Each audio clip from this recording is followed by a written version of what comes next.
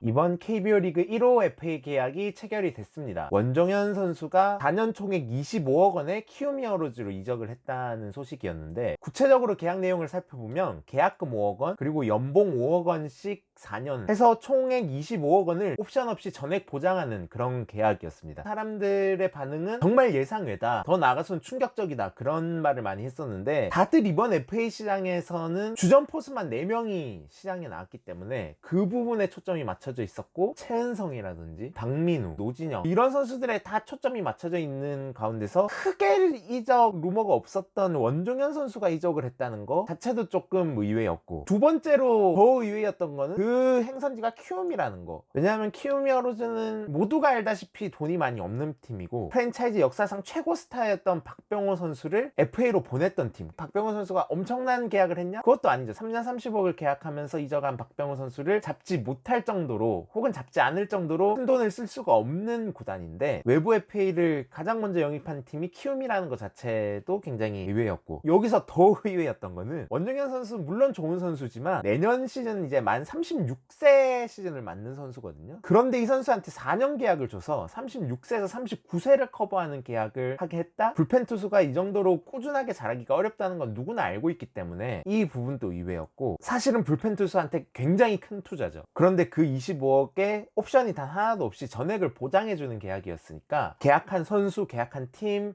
기간, 금액 전부 다 의외였던 그런 계약이 아닌가 생각을 하는데, 이 계약이 어느 정도였냐 보면, 최근 10년 동안 20억 이상 FA 계약한 불펜 투수가 원종현 선수가 11번째, 정우란 선수가 2번 계약을 했으니까 선수로서는 10명밖에 되지 않습니다. 불펜 투수로서 FA로 20억 이상 총액 계약을 한다는 거는 1년에 1명 정도밖에 없는 레어한 상황이다. 그리고 요 명단을 보시면 아시겠지만, 모두 이제 30대 이후에 FA를 하긴 했지만 36세부터 4년을 커버하는 계약은 원종현 선수가 유일합니다. 이 20억 이상 계약 중에서도. 이 계약이 충분히 뭐 충격적이라고까지 표현할 수 있다고 볼 수 있겠고, 그렇다면 왜 키움은 없는 살림에 원종현 선수를 영입했을까? 4년 25억을 왜 투자를 했을까? 그 이야기를 한번 오늘 해보려고 하는데, 일단 키움의 상황을 먼저 볼 필요가 있습니다. 보통 이제 불펜 투수를 영입한다는 거는 메이저리그에서도 그렇고 우승을 위한 마지막 퍼즐로 영입하는 경우가 많습니다. 선발 어느 정도 갖춰졌고 야수 어느 정도 갖춰졌을 때 마지막 퍼즐로 이제 불펜 투수를 영입해서 승부를 보는 경우가 많은데, 키움 히어로즈는 딱 그 상황에 부합하는 팀이라고 볼 수 있겠죠. 왜냐하면 올해 이제 준우승을 했으니까 어쨌든 이제 가능성을 충분히 본 거죠. 내년 시즌 대권에 도전할 수 있다는 가능성을 본 거고, 굳이 당장 내년에 확실히 승부를 걸어야 되는 이유는 이 팀의 알파이자 오메가인 이정우 선수가 내년 시즌 이후에는 메이저리그로 가는 것이 확실시 되는 선수니까, 진짜 진지하게 우승을 도전하려면 내년이 어떻게 보면 가장 중요한 시기다, 그렇게 볼 수가 있고, 물론 키움 히어로즈에는 2024년에 조상우 선수가 복귀를 하긴 합니다. 그런데 아까 말했듯이 당장 내년에 제대로 승부를 볼 필요가 있는 팀이 키움 히어로즈다, 뭐 그렇게 볼 수 있겠고, 그 와중에 키움 히어로즈는 진짜 불펜 보강이 절실했었는데, 포스트 시즌을 치른 팀들의 구원 WAR을 나타낸 건데, 키움 히어로즈가 가장 많은 포스트 시즌 경기를 치렀잖아요. 준 플레이오프부터 가장 많은 이닝을 불펜이 소화를 했고, 그런데 음수의 WAR을 기록할 정도로 이번 포스트 시즌 키움 히어로즈가 우승을 못한 여러 가지 이유가 있겠지만, 그 중요한 이유 중에 하나가 불펜이 정말로 좋지 못했다는 거를 들 수가 있을 것 같아요. 포스트 시즌에 불펜이 54.2이닝을 소화를 했는데, 그 중에 김재홍, 최원태, 요키시가 26이닝, 거의 절반을 소화를 했습니다. 포스트 시즌은 뭐 매경기 총력전이니까 세 선수가 절반을 소화했다는 건 충분히 있을 수 있는 일인데, 이 중에 최원태와 요키시는 선발 자원으로 볼 수 있는 선수잖아요. 그리고 내년에도 당연히 이 두 선수는 선발로 뛸 선수들이고, 불펜 투수로서는 김재홍 말고는 믿을 선수가 단 한 명도 없었다라는 겁니다. 물론 뭐 양현이나 김동혁 선수가 요 세 선수가 못 나오는 중요한 상황에 등판을 하긴 했지만, 확실히 믿고 맡길 불펜 투수가 전혀 없었다는 점이 아쉬운 부분이었고, 키움 불펜이 전반기에는 굉장히 좋았습니다. 네임드급 불펜 투수가 없이도 불펜 평균 자책점 리그 2위를 기록을 했었으니까, 아 역시 키움은 스마트한 구단이다, 큰 돈을 들이지 않고도 이렇게 좋은 불펜을 키워냈다라고 생각을 했었는데, 후반기에 이 불펜이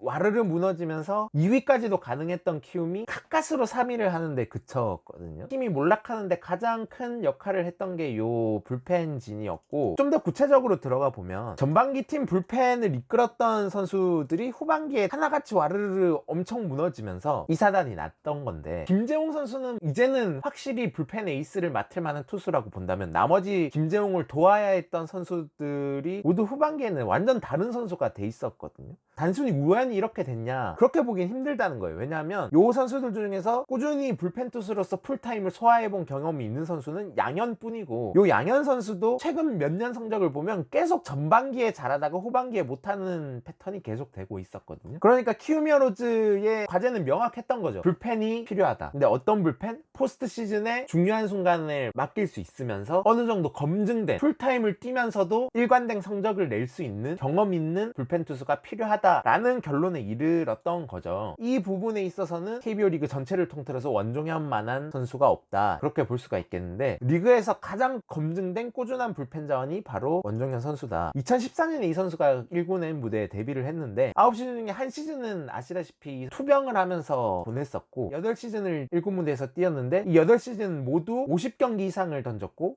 50이닝 이상을 소화를 했습니다. 그리고 2016년 이후 최근 7시즌 연속으로 50경기 이상, 50이닝 이상을 소화한 선수인데, 이게 얼마나 꾸준한 거냐면 현재 KBO 리그에서 7년 연속으로 이 기록을 이어오고 있는 선수는 원종현 선수가 유일합니다. 가장 꾸준하게 풀타임을 소화해 줄 수 있는 선수, 가장 계산이 서는 선수가 누구냐면 한 손가락에 꼽히는 선수가 원종현이라는 거고, 아까 최근 10년 동안 20억 이상 FA를 계약한 불펜 투수를 보여드렸잖아요. 사실 이 명단을 보면 정현욱, 권혁, 안지만, 손승락, 정우람 이런 선수들 임팩트나 커리어 하이로 봤을 때 원종현보다 한 급 윗선수가 아니냐라고 할 수가 있습니다. 어느 정도 그거 맞는 말이긴 한데, 근데 이 리스트에서도 7년 연속 50경기 이상을 소화한 선수, 52이닝 이상을 소화한 선수는 2020년 정우람과 2023년의 원종현 뿐이다. 정우람 선수도 2016년에 요 계약을 할 때는 원종현만큼 꾸준하지 못했습니다. 그리고 요 계약을 할 때에서야 7년 연속 50경기 이상을 소화를 했었고, 꾸준하게 잘하기가 가장 어려운 포지션이 불펜 투수인데, 원종현 선수는 커리어 내내 NC 다이노스의 필승조로 활약을 하면서도 너무나 꾸준하게 잘해줬다. 그럼 원종현이 꾸준하게 나오기만 했냐? 그것도 아니에요. 이 선수가 정말로 대단한 게 단 한 시즌도 빼놓지 않고 두 자릿수 세이브나 두 자릿수 홀드를 기록을 했고, ERA나 FIP는 타고 시즌인지 투고 시즌인지에 따라서 조금 달라질 수가 있잖아요. 그러니까 좀 조정 스탯을 볼 필요가 있는데, ERA 플러스와 FIP 플러스에서 요 수치는 아시겠지만 100을 기록하면 리그 평균이고 100보다 높으면 리그 평균보다 잘한 거, 낮으면 못한 게 되는데, 단 한 번도 100 이하, 즉 리그 평균 이하의 피칭 퀄리티를 보여준 적이 없는 선수입니다. ERA 측면이나 FIP 측면이나. 매해 50경기 이상을 나왔다? 그거는 약간 개근상 같은 거 아니야? 그렇게 볼 수도 있겠지만 개근상 플러스 우등상을 매년 받아왔던 선수다, 그렇게 볼 수가 있겠습니다. 쉽게 말해서 원종현이 오승환, 정우람, 조상우처럼 리그 원탑급의 시즌을 보낸 적이 있냐? 아니라고 답할 수밖에 없을 거예요. 물론 2016년에 굉장히 잘하긴 했지만, 그렇지만 리그에서 가장 꾸준하게 계산이 서는 좋은 활약을 펼친 선수 하면 원종현이 꼽힌다, 그렇게 볼 수가 있고, 그런 부분에서 키움히어로즈의 니즈에 가장 부합한 선수라고 볼 수가 있고, 또 마지막으로는 요 계약에 관해서 가장 의문스러운 점은 36세부터 39세를 보장해 줘야 되는 계약이란 말이에요. 당연히 에이징 커브 그리고 하락세에 대한 걱정을 할 수밖에 없는데, 원종현 선수는 하락세의 기미가 전혀 없다는 점도 이 계약을 좀 더 긍정적으로 볼 수 있는 요인일 것 같아요. 올 시즌에 데뷔 처음으로 2점대 ERA를 기록했습니다. ERA 측면에서 커리어 하이를 찍었고, 근데 올 시즌이 투고 시즌이니까 그런 거 아니냐, 그렇게 말할 수가 있는데, 조정 스타일신 ERA 플러스 FIP 플러스 역시 16년이 이제 커리어 하이였다고 치면 그 이후에 최고였고, 그리고 WAR 2 이상을 기록한 시즌 또 커리어 두 번째로 기록을 했습니다. 35세 시즌에 노쇠화의 기미가 없다는 거는 눈여겨볼 만한 부분이다. 그리고 원종현 선수가 9위로 윽박지르는 유형의 투수잖아요. 포스트 시즌 때 전력 피칭 했을 때 155까지 찍으면서, 요거는 이제 원종현 선수가 투병을 할 때 NC 선수들이 원종현 선수의 KO를 빌면서 이 최고 구속이었던 155를 모자에 이제 새긴 건데, 어쨌든 이 선수의 가장 큰 무기는 빠른 볼의 구위일 텐데, 커리어 내내 유지해왔던 요 구속을 올해도